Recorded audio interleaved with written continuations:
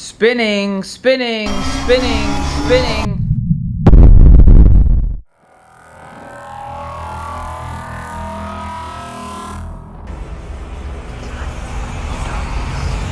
It can feel like sometimes when we aren't grounded. And what does that mean to be grounded? It means to, like I've said before, be like the tree that is rooted to the ground. And interestingly enough, with modern science, we've come to know that in the underground world of trees and the root, they actually, believe it or not, communicate together in the sense that if one tree is lacking water and nutrients, the trees in the underground world, and you can check this out, I urge you to, are sharing their nutrients together. What a beautiful ecosystem and community that trees have and amongst themselves. And if only we as a humanity could learn from that, that would be such a beautiful thing. If we could live such a way where we aren't spinning and we're grounded. And as I continue on in that area, what I mean by that is when we get anxious or worried or nervous, or all these thoughts that come in, perhaps we get stuck with these thoughts that can drag us down. There's many reasons, especially right now with the state of the world, COVID, our health, not being able to see each other, not being able to travel, financial stress, the stress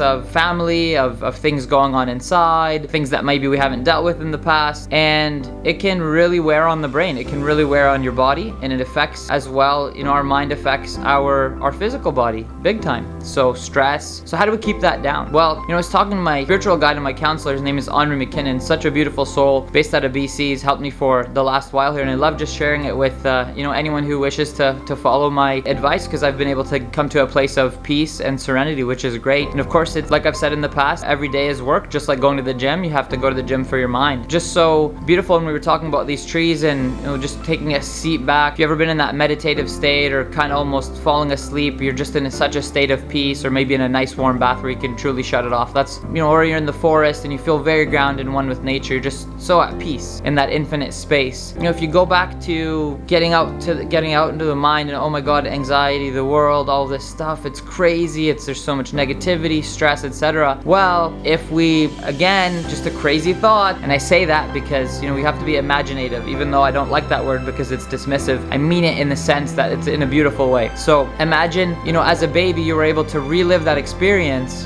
but you were able to be present for the entire experience when you were becoming a human, when you were actually being given birth to, or your first breath in this world. If you're able to relive that experience right now, it would feel like literally you're dying, or I couldn't imagine that feeling that you'd go through, and then at the end of this beautiful baby comes out and it's nothing but love and joy and beauty and amazingness. Now here's just a wild thought. Imagine that that's still happening to you. Imagine that that's still happening to you right now. We're just being given birth to, and we're experiencing that. And sometimes one day can feel like hell, and it's just, you want to give up, and it's so painful, and it's just breaking your heart, and it's shattering you to pieces. But just a thought, just remember that, what if you are simply just experiencing your creation and you're just not complete yet? Because maybe after we pass through this world, as we all will, there's a beautiful light at the end of the tunnel, which is, in a sense, our butterfly, kind of our infinite butterfly state. So if you think about it, maybe this body's more like a cocoon, and this world is like a cocoon, and you're just turning into a butterfly. We're experiencing that, and how beautiful of a thought and a feeling is that, to understand and to kind of go to the self and feel that truth of knowing that once upon a time we were quote unquote nothing, and now you're this something. And yes, there's pain and there's anxiety and so-called depression and all these things, all this energy that can be hurtful and wear us down. But remember that within pain there's beauty, within existence there's beauty, and in the end we're able to transform into this infinite being, this butterfly, where now all of these feelings that we experience during this cocoon process now has infinite value, right? And I'll just kind of leave it at this. If we don't experience or perceive the experience of death, well then life truly doesn't have any value. So now take the opposite of everything. Take the opposite of depression, of pain, of all the things. Now these things have infinite value. We'll loop it into the yin yang, and how, if you look at that as one, both has value now, and then try to look a little deeper and say, oh my God, thank you so much for this experience of depression I went through, this pain, and understand that we are passing through, and